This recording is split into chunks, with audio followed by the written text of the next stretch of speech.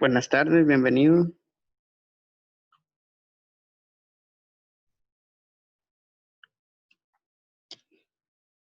Buenas tardes, bienvenido a quienes están integrando.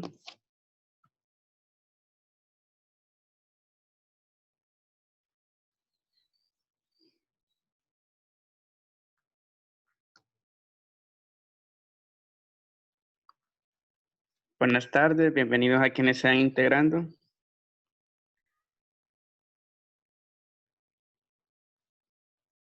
Ya vamos a arrancar en breve, vamos a esperar que se integren más de sus compañeros para dar inicio con la jornada de este día.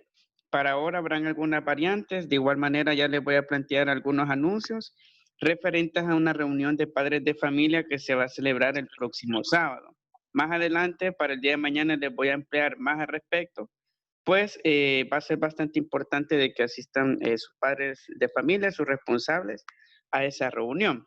Pero ya luego les voy a pasar la información sobre la circular, en qué va a consistir. Buenas tardes a quienes se van integrando, bienvenidos. Buenas tardes, profe. Buenas tardes, guapos. Buenas tardes. Buenas tardes. Buenas tardes, profe. Buenas tardes, besito.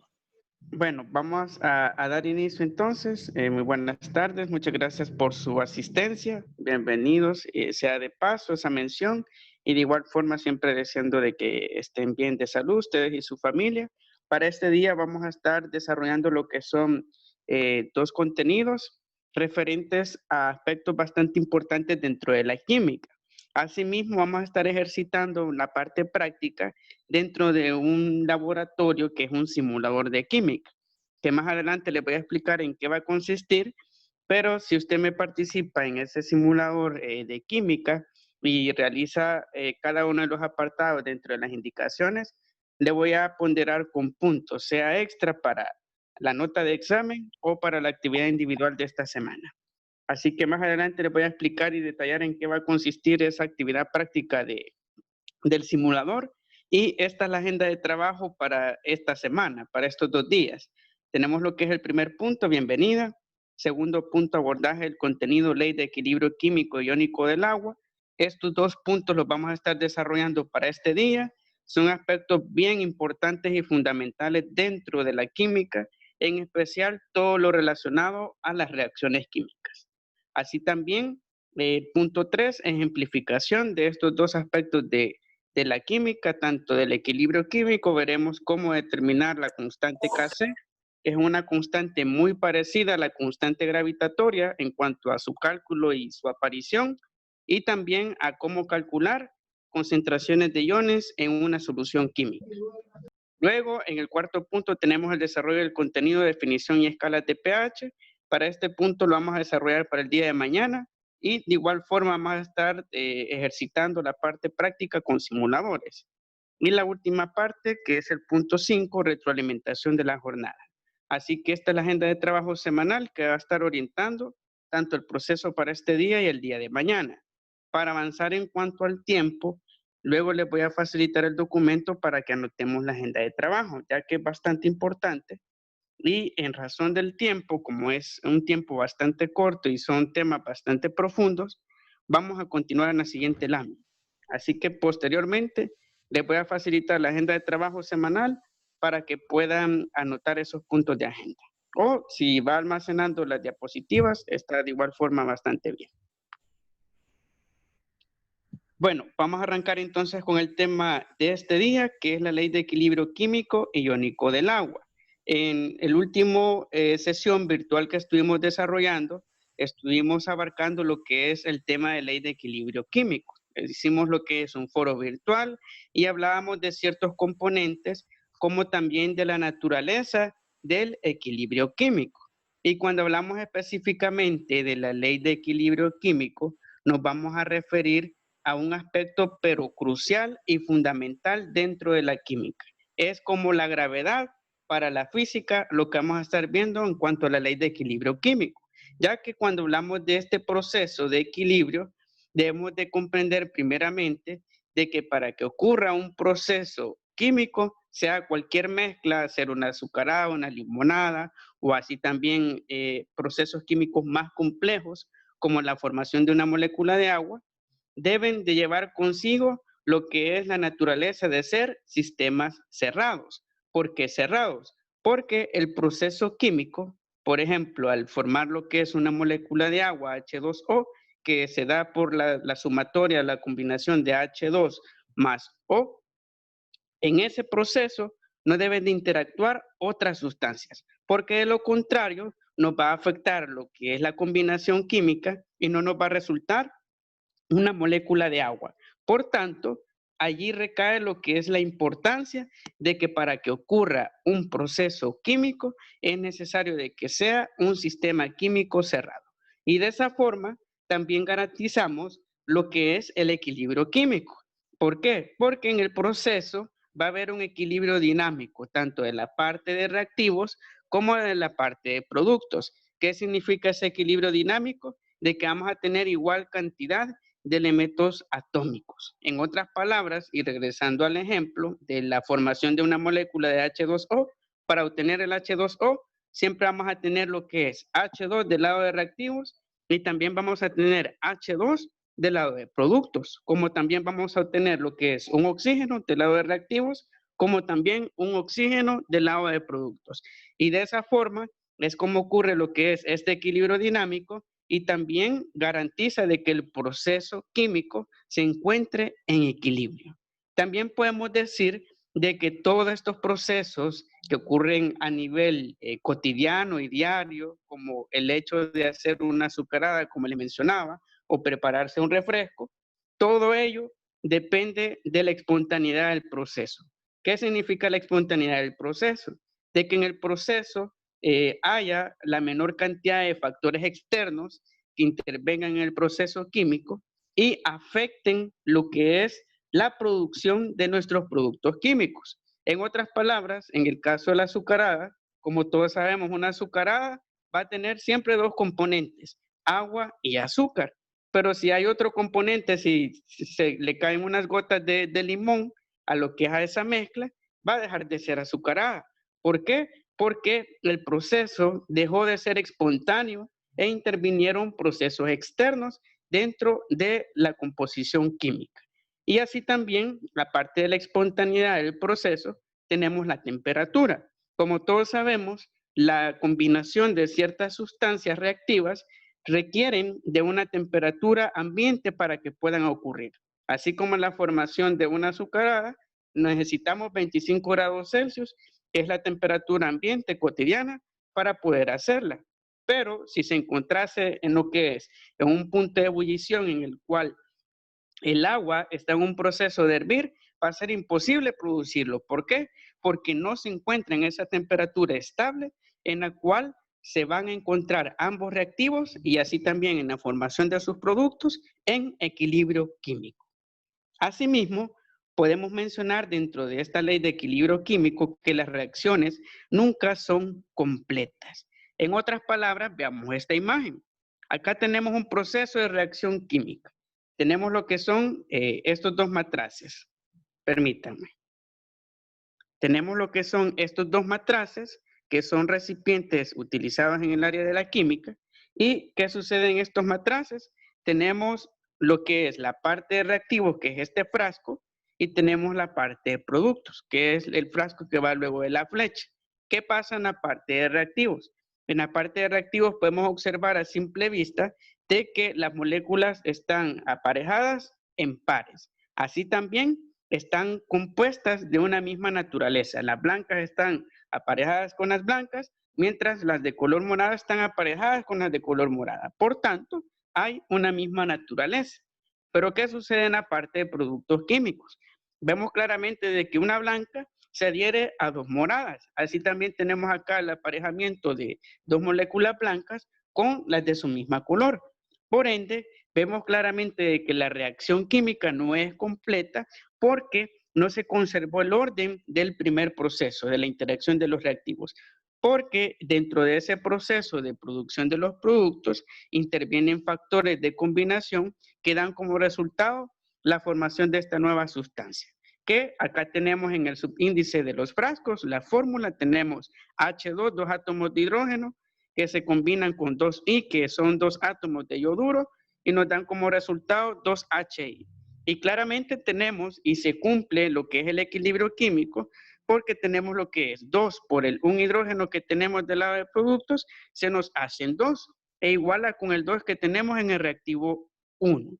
Así también tenemos 2 por el 1 I que tenemos, nos da también 2 y se iguala con el reactivo 2. Y de esa forma, a pesar de que la sustancia que se ha producido es totalmente diferente, se ha conservado lo que es el equilibrio químico y va a permitir de que la reacción química sea de combinación que dio lo que es el 2HI o la descomposición de esa molécula, nos dé siempre igual cantidad de moléculas o de átomos, para ser específico, en cada uno de los frascos. A pesar que se vean diferentes, en cada uno de los frascos hay igual cantidad de átomos de las sustancias reactivas. Y en eso consiste prácticamente la ley de equilibrio químico, donde se conservan lo que son las sustancias, la naturaleza de los reactivos en los productos químicos, y de esa forma, al tener igual cantidad, ese balance, llegamos al punto de equilibrio químico. Bueno, ahora vamos a abordar otros aspectos de esta misma ley. También podemos decir de que las reacciones químicas todas se representan a través de esta ley. Esta ley, como les mencionaba, es como la gravedad para la física. Sin la gravedad no puede haber lo que es tiro vertical, ni siquiera movimiento horizontal, casos de MRV, nada de la física puede existir si no está el factor gravedad. Pues acá es similar, pero nada puede existir dentro de la química sin la constante Kc, que es una constante de equilibrio químico que nos permite comprender cuál es la tasa de transformación de un producto químico en reactivos o de reactivos en productos químicos. Y tenemos acá una representación de esta constante en cuanto a su fórmula, que también se denomina ley de acción de masas, donde tenemos lo que es la constante Kc, que ese es el símbolo de la constante de equilibrio químico, que va a ser igual a lo que es AC al cuadrado por la multiplicación de D al cuadrado, que van a ser los reactivos químicos, y eso lo vamos a dividir entre el valor del producto al cuadrado por el otro producto, en dado caso sea un proceso químico de desplazamiento, o si en dado caso sea un proceso simple como una descomposición, solo se va a dividir entre el producto al cuadrado. Y de esa forma vamos a poder encontrar, a través de los cuadrados y la multiplicación de los valores de concentración de reactivos y productos, el valor de esta constante. Como les mencionaba, es un valor importante dentro de la química, ya que nos permite precisar con exactitud lo que es ese valor constante que debe aparecer siempre en el proceso químico, sea de descomposición o combinación química. Así también podemos mencionar, aparte de estos aspectos, que otro proceso que va en paralelo a la ley de equilibrio químico es la ionización del agua. La ionización del agua es otro aspecto fundamental dentro de los principios de equilibrio químico. Y cuando hablamos de la ionización del agua, nos vamos a referir de que, como todos sabemos, el agua pura, que proviene de los manantiales, de los ojos de agua o los pozos, esa agua, cuando se encuentra a 25 grados Celsius, que es la temperatura ambiente, se mantiene en un estado neutro. ¿Qué significa que está en estado neutro? Que no es ni ácida, ni tampoco es base. Sin embargo, esa agua pura, por procesos ambientales externos, puede adquirir ciertas propiedades que le pueden conferir lo que es acidez o basicidad, dependiendo de cuánta concentración tiene de hidronios, que son partículas positivas, o protones, que son de hidrógeno, o en el caso del hidroxilo, que son partículas negativas netamente de hidróxido, OH. Y cuando hablamos de este proceso de ionización, tenemos que comprender de que, como siempre se ha conocido, el agua se organiza a través de una molécula, que es el H2O. Y acá tenemos lo que es esa representación de la ionización. Tenemos dos moléculas de agua, y estas dos moléculas de agua, por un proceso químico, ocurre lo que es la adquisición de estas dos moléculas de agua de H3O+. ¿Qué es el H3O+? es una partícula cargada de lo que son protones del lado del oxígeno. Sin embargo, del lado del hidrógeno tenemos 3. Por tanto, ¿qué tipo de agua nos va a conferir lo que es esta sustancia? Nos va a conferir una agua ácida. ¿Por qué? Porque la ha ionizado positivamente.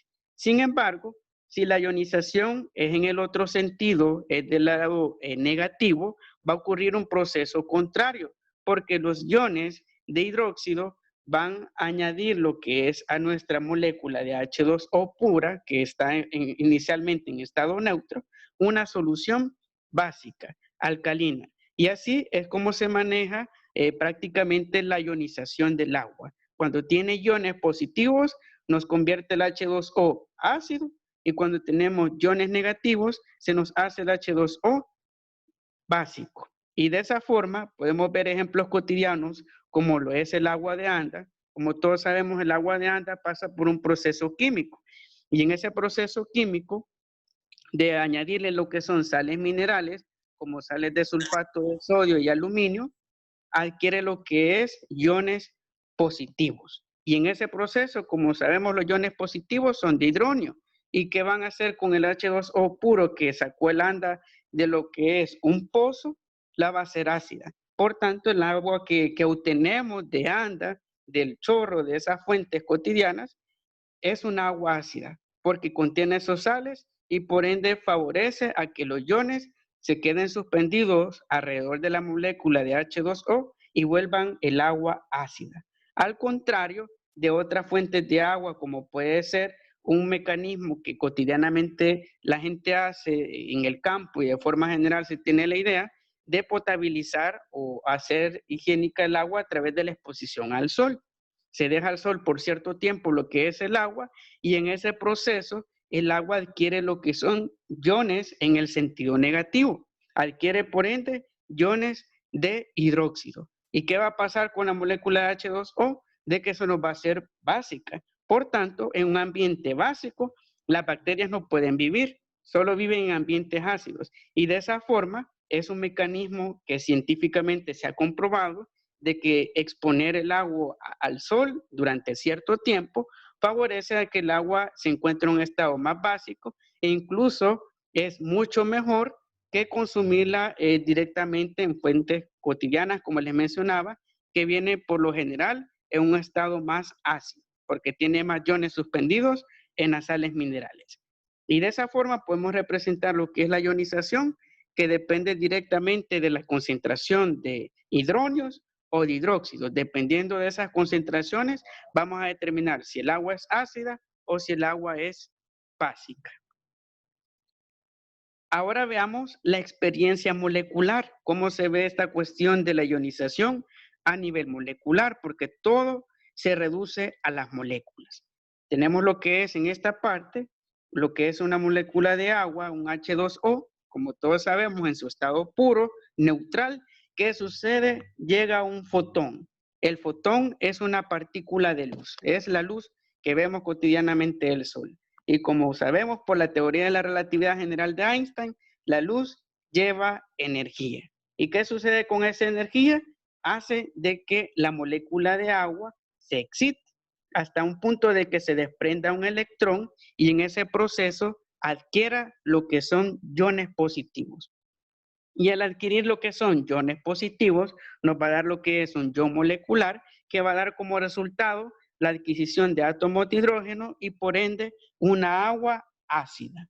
Así también tenemos la otra parte del ion excitado, en el cual el ion molecular pierde lo que es iones positivos. Y al perder iones positivos, se vuelven radicales que se adhieren a lo que son otras moléculas y al quedarse de esa forma en una mayor concentración de iones negativos por encima de positivos y teniendo lo que es el oxígeno como el enlace de los dos hidrógenos, se nos vuelve el agua básica. Y de esta forma vemos representado lo que es este principio de ionización del agua, en el cual depende directamente de la concentración de hidrógenos o de hidróxidos. Asimismo, vamos a ver ahora lo que son las ejemplificaciones. cómo calcular la ley de equilibrio químico y asimismo también la ley de ionización.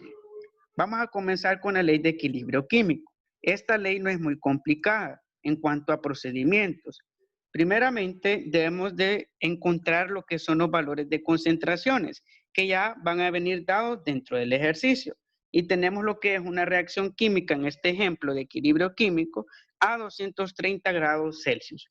Tenemos lo que es esta reacción de combinación del 2-No, que es óxido de nitrógeno, que se combina con oxígeno molecular 2O, y nos da como resultado 2NO2, que es un óxido de nitrógeno complejo.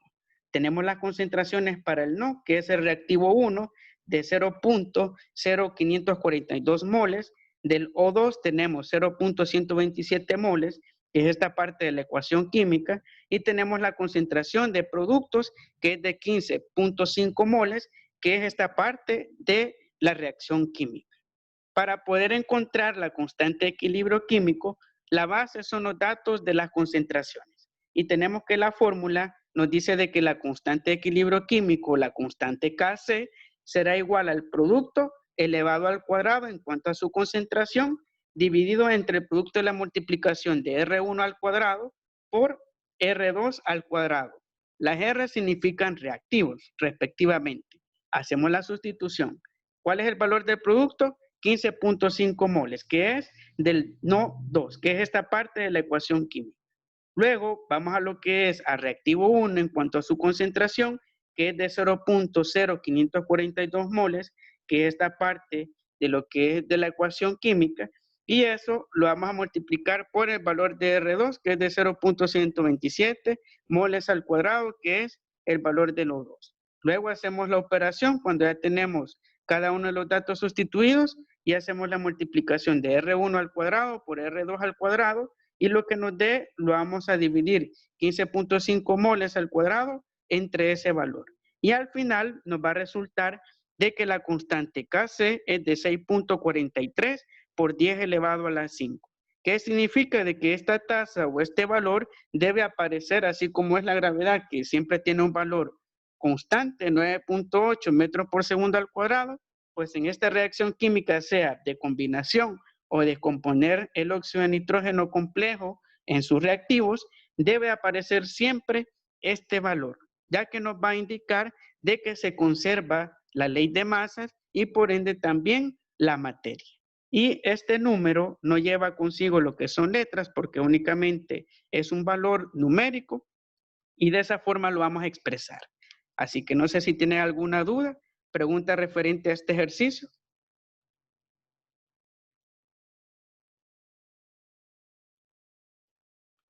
¿Alguna duda, pregunta referente a este ejercicio?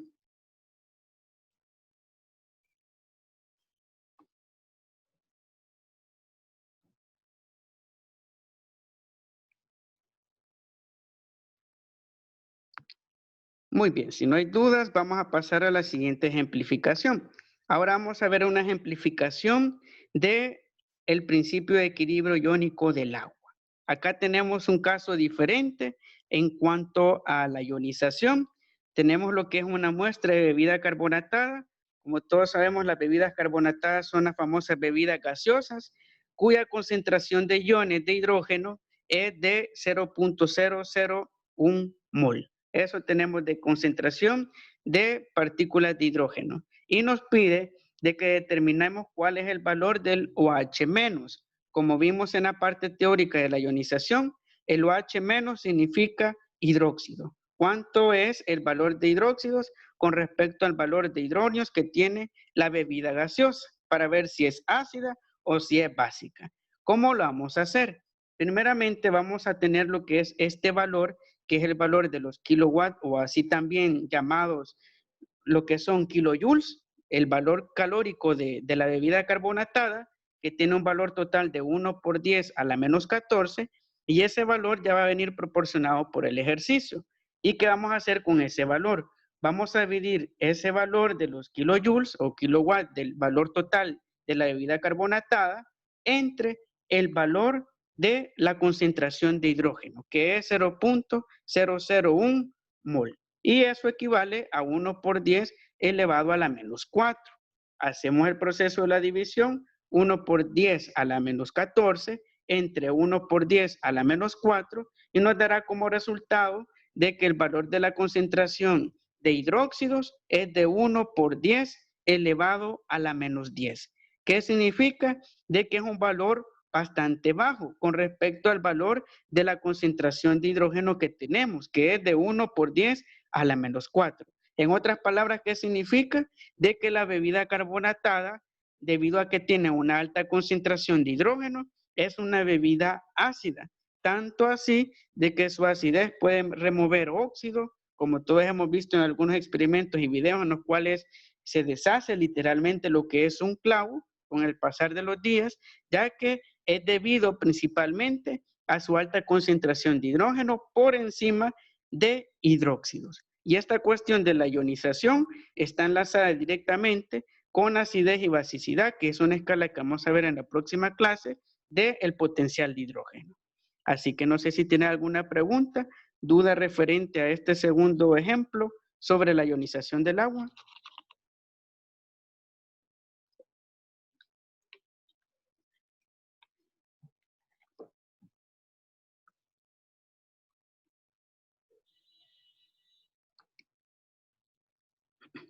¿Alguna duda? ¿Pregunta referente a los dos ejemplos?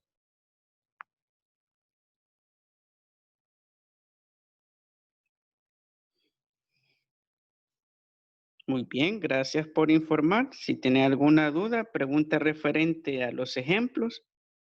Si está claro, me confirman por favor para darme por enterado, ya que estos ejercicios van a venir en las consiguientes evaluaciones.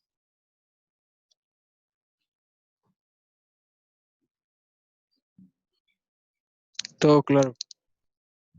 Gracias por informar.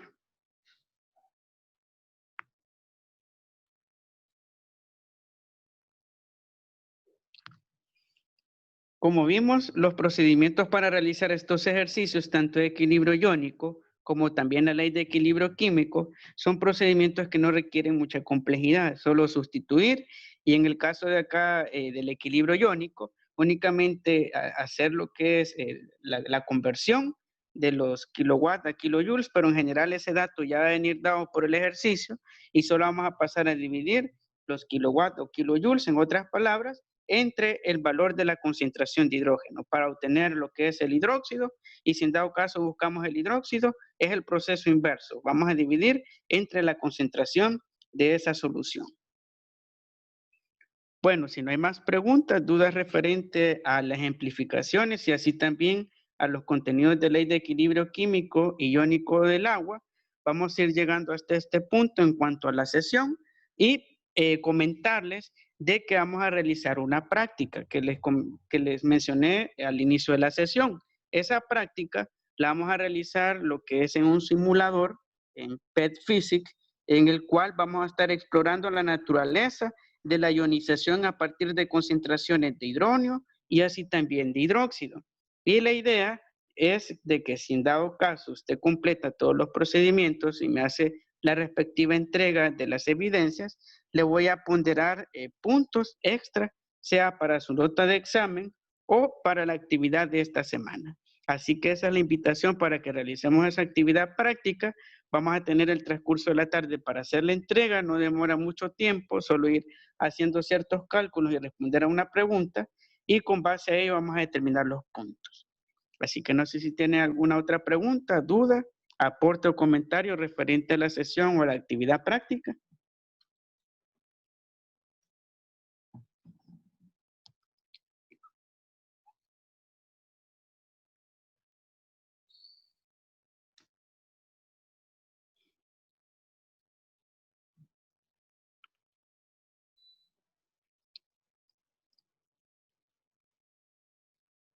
¿Alguna duda, pregunta referente a la actividad práctica o asimismo a lo abordado?